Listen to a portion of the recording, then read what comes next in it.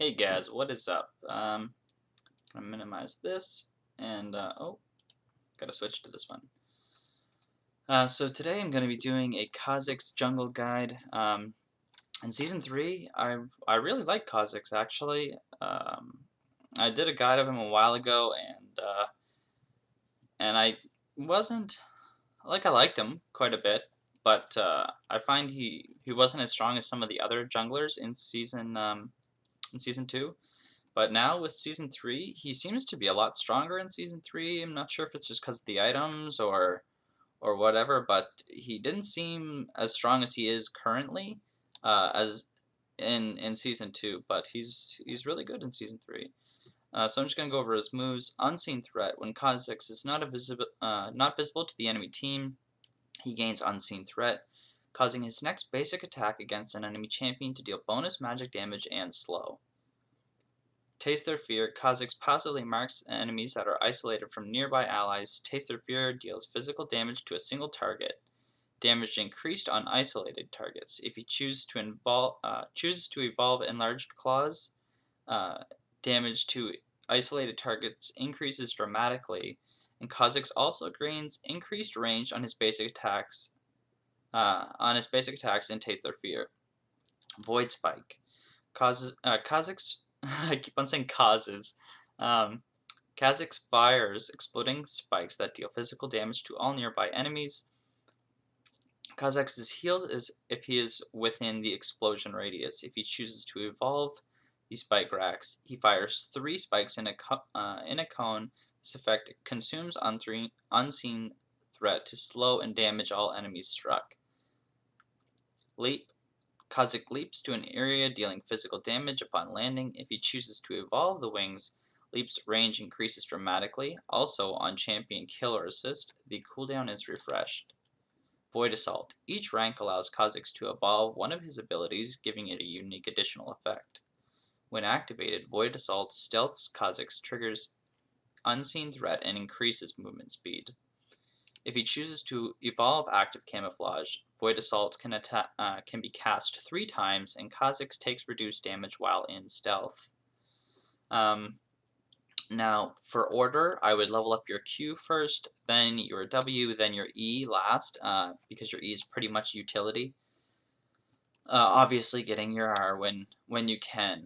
Now, when it comes to evolving things, I would say get your Q first. This is because of the increased range on your basic attack and the damage to isolated targets. This makes you really good at ganking early on, and also allows you to kind of attack people from farther away. And it does seem to give a pretty good range. Like there's a noticeable difference for sure. Next, I would evolve the spike racks. And what I've been thinking over is like whether it would be better to get the spike racks evolved at level 6 or Taste Their Fear, but I feel like Taste Their Fear would be kind of better. But you could try spike racks. The only reason why I say the spike rack even is because of the slow. The slow effect is actually really good that you get. But I would say get your Q and then your W, and then for evolving your Leap or your Void Assault, I would say if team fights are really hard, then get Void Assault. Like if you're taking a lot of damage, I guess, because the damage reduction I think is like 40%. It's actually pretty significant. But if they've got like a really CC heavy team and like a team that can really chase pretty hard, then I'd take Leap because they can't chase you if you Leap. And it's just good for getting in and getting out. So I would say always upgrade these two for sure because the enhanced Q is really good and the enhanced W is really good. Um, the enhanced leap is really good. Like it actually makes the leap pretty usable, but you can still jump over stuff with the unevolved leap. And so if you're not really using the leap that much, then you can switch. But I do like that on champion a kill or assist, the cooldown is reset with the evolved wings. It's actually really nice for just jumping in, killing someone, and jumping out. And it also works with assist too, so you can kind of void spike, and then if an assist goes down, then you can jump right in, which is really nice. But I must say that I really like the reduced damage that you take from the evolved camouflage. So that's that covered. Now I'll be going on to the ruins. Ruins are just my standard jungling ruins. The armor pen, the magic resist per level, the flat armor, and the health. You could switch out the health if you wanted for more damage. Up to you. I just find these help in the jungle early on to have that extra 76 health, and it helps a bit with ganks and stuff. But you could switch those. I'd probably keep everything else, like the armor pen and stuff like that. I'd probably keep those. And the magic resist per level too. I would keep that as well. For masteries, I just use my AD jungle, which is, as you can see here, the attack damage per level, the attack speed, armor pen, more damage to minions, bladed armor, tough skin. If you wanted, you could, like these are just kind of my standard ones that I use. Has a bit of lifesteal and spell vamp in there as well. This could be switched out if you wanted to get rid of bladed armor and tough skin. And butcher if you wanted to as well to put in for more offense.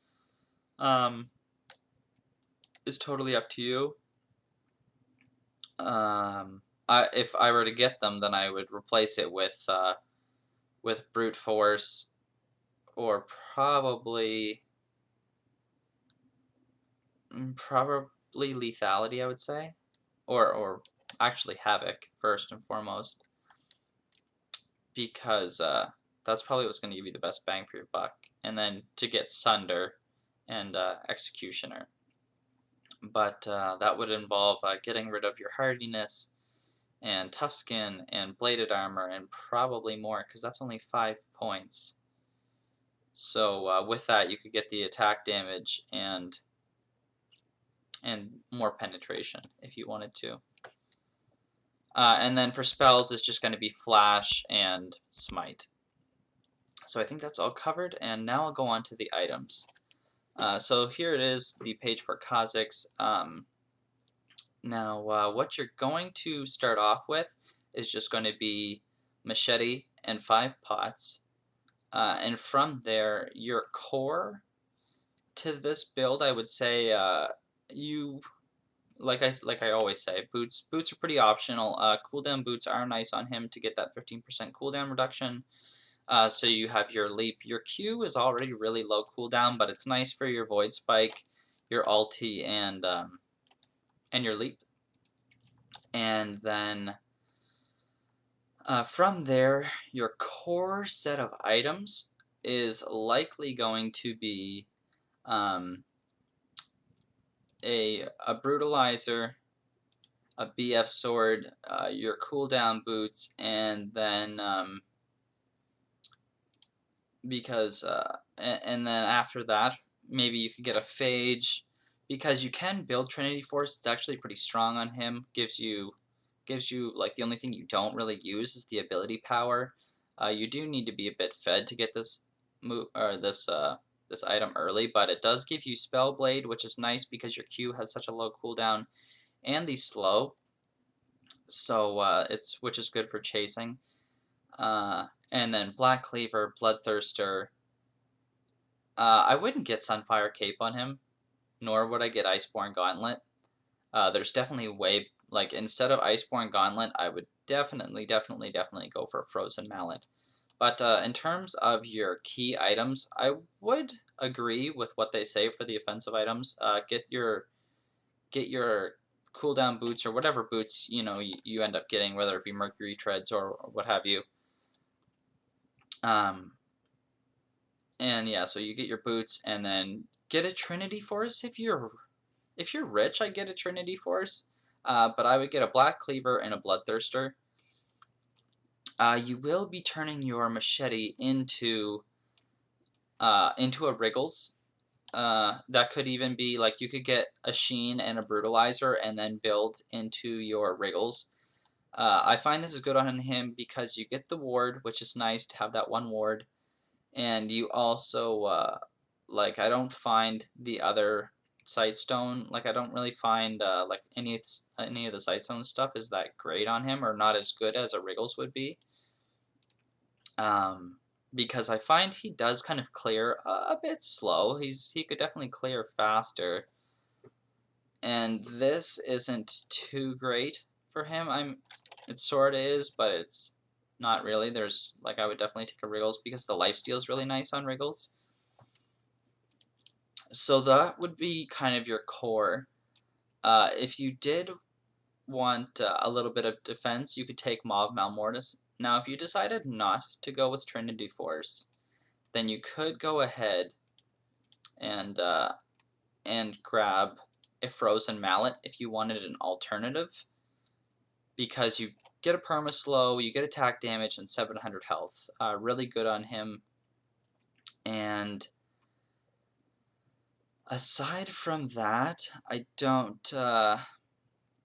You could get a Zephyr. A Zephyr would be nice for movement speed, tenacity if you didn't get Mercury Treads, and like it would be a pretty decent item. But if you want to get something a little bit defensive, if you didn't take Trinity Force, get a Frozen Mallet.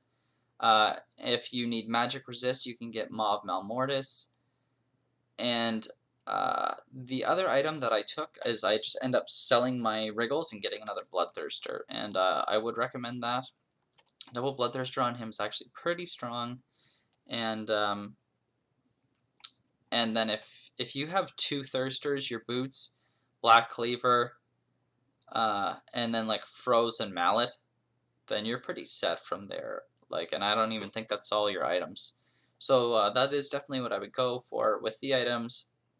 Would be these three plus your Boots, and then Maw of Malmortis, and then you would just pick up another Thirster after that, and you'd be pretty much set. If you wanted to get something tanky, you could get Guardian Angel, because he can get focused a lot.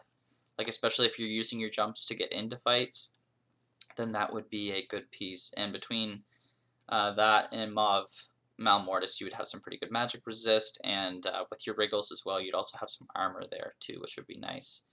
And if the game gets, like the game that I played was really long, I'll probably just jump through some of it. That I'll be showing because it was a long game, but I ended up selling my Wriggles and getting a Thirster, so you can do that because Wriggles is good until a point. After about the 40-minute mark, I'd say get rid of your Wriggles as fast as you can and replace it with something better. Alright, so there's the guide. Hope you like it. I'm going to be doing a video of it as well. I'm just going to start splitting them up into two parts now. Just so if people just want this information, they can have it, and if they want the video to see kind of piece by piece how I go through everything, and just any like tips and tricks and stuff, then you can watch that too. So there is the vid, and I hope you guys liked it, and I will see you in the next video.